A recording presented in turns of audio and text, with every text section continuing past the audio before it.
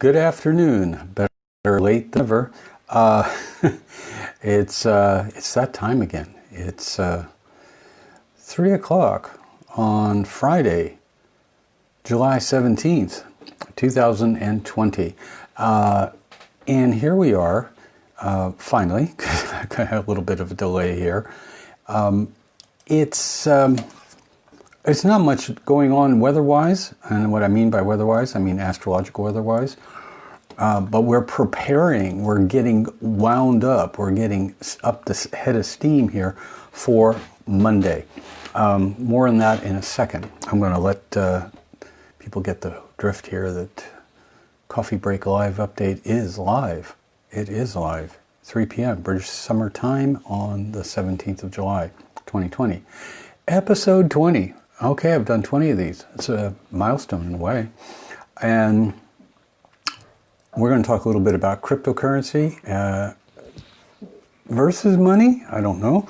A little bit, certainly a little bit more about duality and oneness. And the predominant theme at the moment, one of the predominant themes, has to do with the fact that we have, through Black Lives Matter, through everything having to do with some of the, certainly a lot of the injustices we see or are just learning about, certainly the upwelling, certainly here on social media, about pedophilia rings and human trafficking is gaining a lot of steam, especially with the Ghislaine Maxwell proceedings going on in the United States.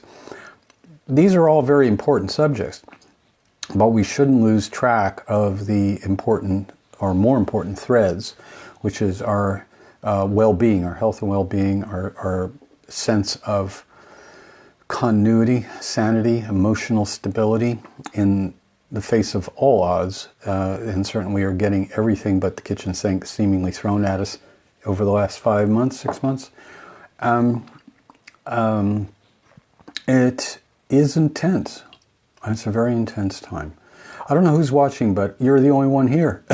Just thought I'd let you know. Oh, we have somebody else joining us. They haven't identified themselves or whatever, but it is a hot, muggy. The weather has suddenly changed again. Every day is an adventure here in the UK, and I think in other parts of the world it is too, weather-wise.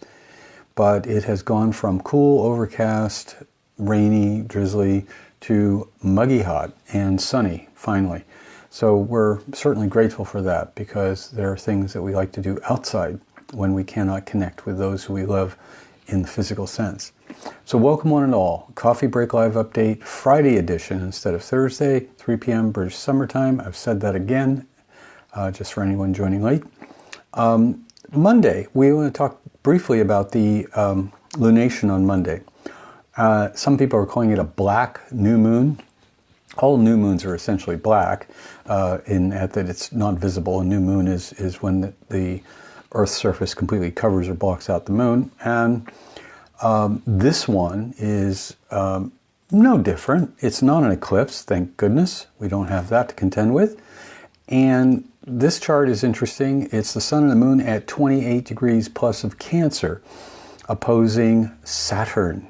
So we have basically moon, sun, the two luminaries, light and shadow, as it were, being opposed by Saturn retrograde at 28 degrees as well. Very close opposition, like within 15 minutes of arc to each other. That's very strong. What can we expect from this? I think certainly a review of where we've come from during the last 5 months. The review is essentially, where are we standing within ourselves emotionally?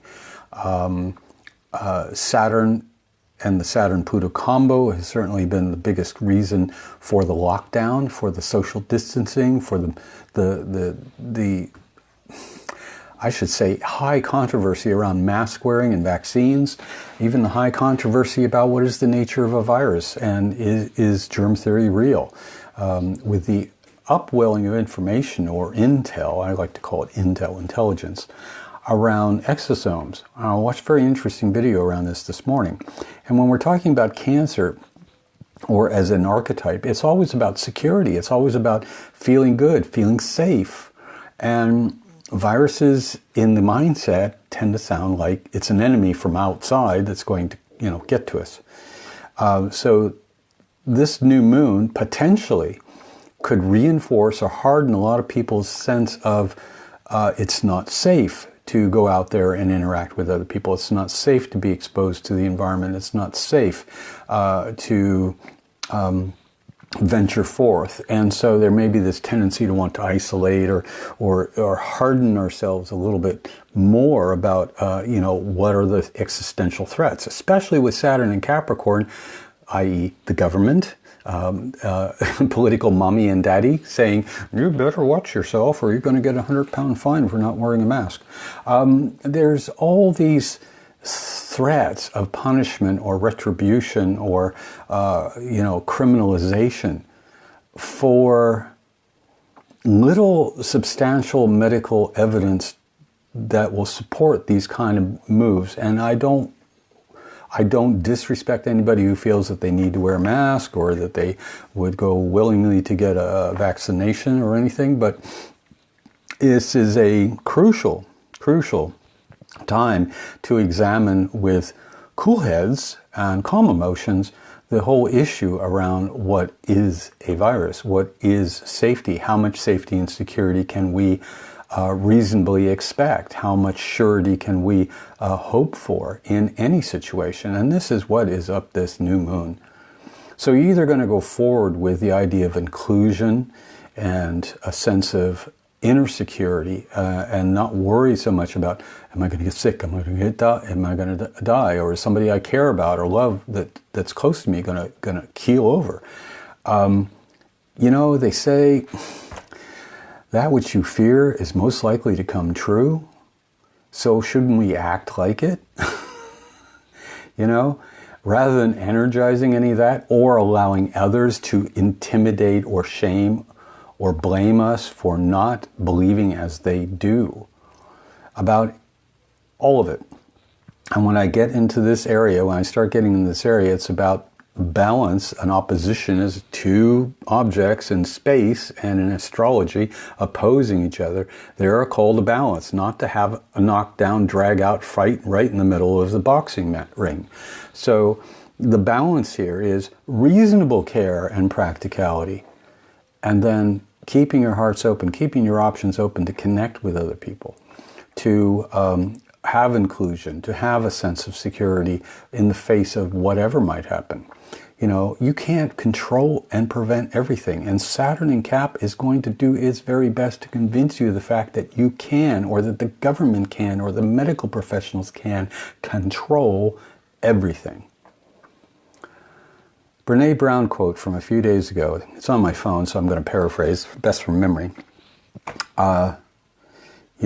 You didn't give yourself permission to surrender because you were afraid of letting go of control. You never had any control. All you had was anxiety. And this is exactly the situation we find ourselves right now, isn't it? High anxiety, high fear of what may occur. The what ifs versus the I trust.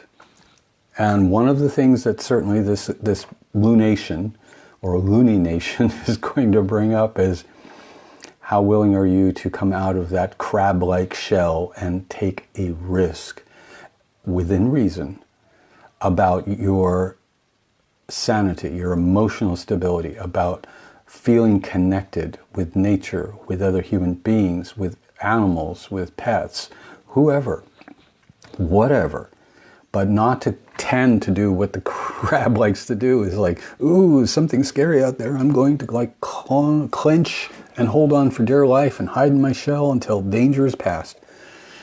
So in a way, this is like a paper tiger transit. Saturn being the paper tiger, because why? It's retrograde. It's saying, okay, look inside to your security. Look inside for where you're holding fear or tension or anxiety around the unknown. Okay? So that's what this one's about. It's pretty big in a sense because it's come on the heels of 3 eclipses, and they have not been easy. First one to say that.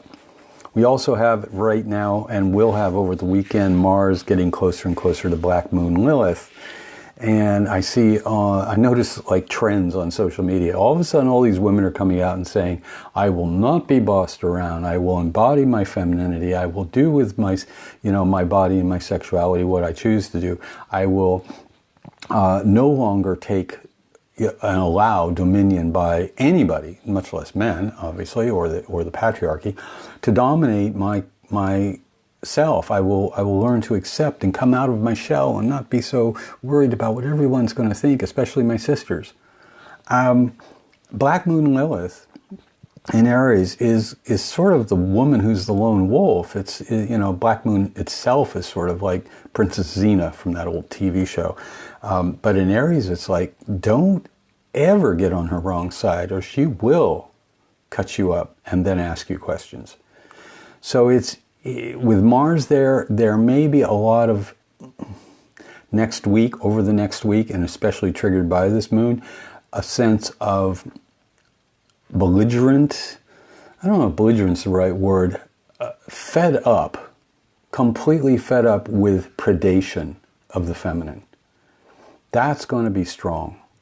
And so I wouldn't walk around on eggshells around women or your partners or whoever is in your vicinity that happens to be the other gender from what I am. I would certainly listen more deeply. I would certainly take care as to how you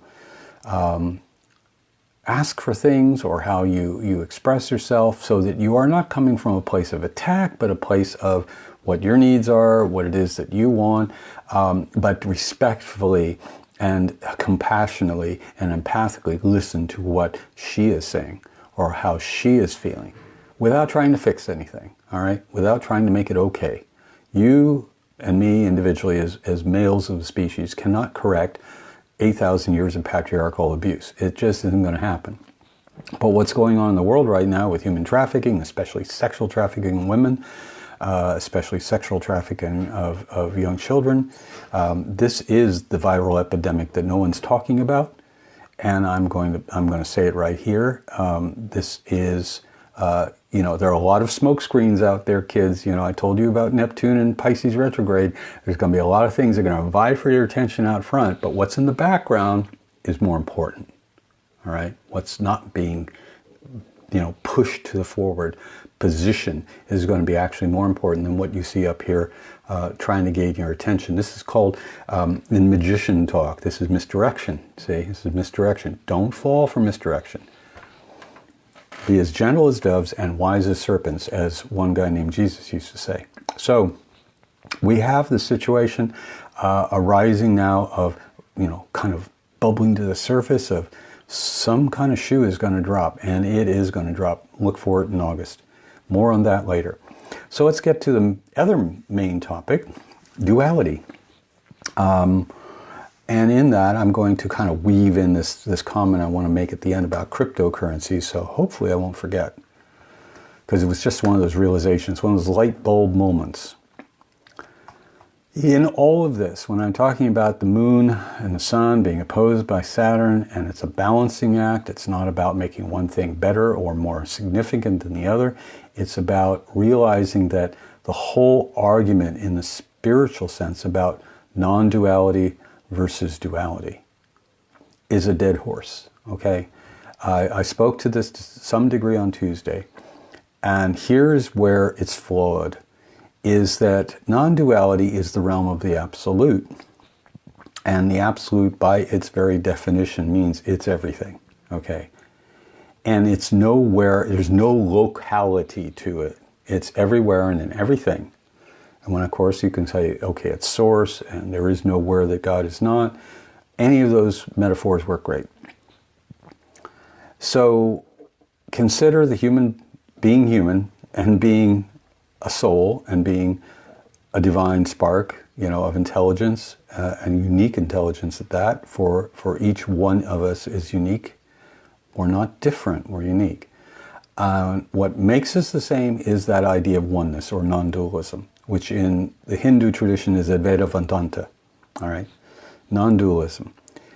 And this is something anybody can experience, given the right training, right attitude, Sometimes it happens spontaneously. You have that brief moment of lucidity when you know and feel everything everywhere, all at the same time.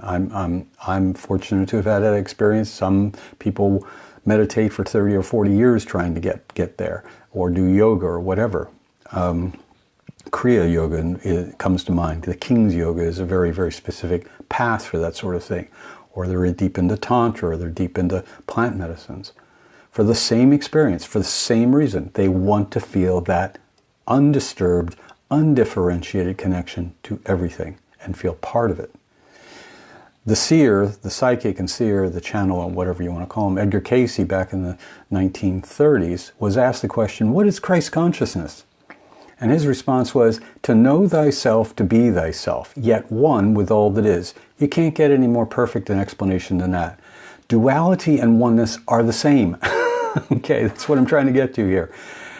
You know, we have light and dark, we have yin and yang, we have here and there, up and down, left and right, shadow and light. And yet, it's all part of the one thing, the one intelligence, the one heart, the one love, the one wisdom, the one life. And even that which we would consider to be artificial, at some level is part of that. Okay? I'll get back to that in a moment. Artificial means non-sentient. Inability to actually create uniquely on its own. It cannot create. Let's hear that again. Artificial intelligence mimics or counter-mimics us. And it tries to mimic or counter-mimic source. It cannot of itself and in of itself create anything new. It can only copy things and spit it back out. The trouble is, artificial intelligence will always throw some wrinkle in there that make it look like it's the whole truth, but there's a fragment in there that's off. And this is the trouble with binary intelligence. All right, binary intelligence. When I think of binary intelligence, I think of artificial intelligence. Some people may have a different definition. Because our intelligence, our consciousness is multidimensional, ever expanding, and completely connected with everything all the time, regardless of what your ego perception and your emotional or physical perception is. So even your body is full of light and is completely alive and has parts of it, well, I'd say a great part of it is autonomic. You don't think about having to breathe, you don't think about making your heart beat, it's automatic. And the same thing about the ways the cells fire and all the neutron, electron, proton, stuff going on in the central nervous system that's firing your heart to beat. It's doing everything. And you seemingly have no control over that.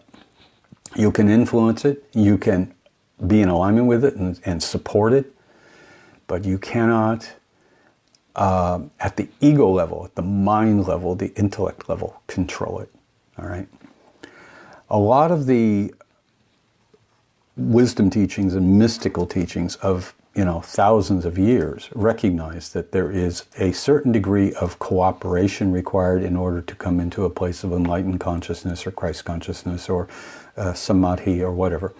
And part of that is that surrender that Brené Brown is speaking to in that quote. And I'll repeat the quote again. You were afraid to surrender because you thought you were going to lose control. You never had control. You only had anxiety. So our anxiety is from the personality that is afraid of its cessation of existence at the moment of self-realization. To a certain degree, that happens, but then it changes. It does not disappear. It does not become a non-thing, all right? Because there is nothing, as I just said earlier, in creation that is a non-thing. So in that, we have the experience, and we travel through the experience with this personality and ego that was designed by your soul. That's plain enough in evolutionary astrology for the purposes of the journey, all right? For the purposes of experience, all right? Consciousness awakening to itself in and through you and in through everything else in all existence. So dualism looking at dualism, saying in the old Christian or the old Western traditions of religion, the body is bad, the body is evil, the body prevents us from having a relationship with God. That's bull pucky, all right? This planet is a school, and we have to learn to get out of here. You know, we have to learn and awaken in order to get out of here and get free. Well, nature doesn't look like it's in a big hurry to leave, all right? When you set yourself philosophically against these things, you are creating what? More separation. Hello, you're back to square one. You now have returned in the snakes and ladders game right back to the start line, and you have to start all over again, all right? Because we have a flaw, a mind parasite that wants us to stay in that loop, all right? Now we're getting into weird metaphysical sci-fi esoteric stuff, you know, like mind parasites and influences from beyond physicality. But it's part of what is. And our problem is to solve that issue. You know, that's our task. That's our choice, is to solve that issue. That's a choosing that we must make to solve the issue of who owns what, which means, do we own our own consciousness? You know, are we part of owning our own space, our own sovereignty? Are we part of owning our freedom and taking full responsibility for it? Once that happens, the need for external governments and structures pretty much becomes superfluous. You know, that scares the hell out of a lot of people. If you walked up to somebody on the street, or a friend of yours or a relative of yours, guess what? We don't need money. We don't need governments. They'd think, okay, this guy's ready to be committed. But unless we're open to surrendering our cherished pets and our well-trodden beliefs, we are not going to get where it is we, in our hearts, desire to be, all right? So this opposition, this lunation on Monday, represents a lot of different things. Duality, non-duality. Safety versus internal security. And safety implies I am willing to open rather than to close. I am willing to explore or give space for something different and better to happen, as opposed to relying on the old ways. Okay? So that's what's up. And the reason I brought crypto in this is because this was kind of the little spur, the little pea under the mattress that got me started on this whole thing in the first place. Hit me the other day, and I you know, right now I have a position in virtual currency, merely kind of it was an experiment last fall, but I'm going to withdraw from it. I'm going to get out of it. We're going to get out of it. The reason being is that everybody says crypto is going to replace banking, it's going to replace money, it's going to create a secure, an invisible, private way to conduct business that's completely based on no need for trust between people. No need, and listen to that again, no need for trust between people. No need for developing relationships between people. The problem with this, as I brought it up regarding Neil Donald Walsh's book talking about eliminating money, or at least don't make it invisible anymore, is that if everybody knew everything about everybody's finances all the time, I think we would all behave a lot differently in this world. So the idea that the future is privacy is a load of bullpucky too, right?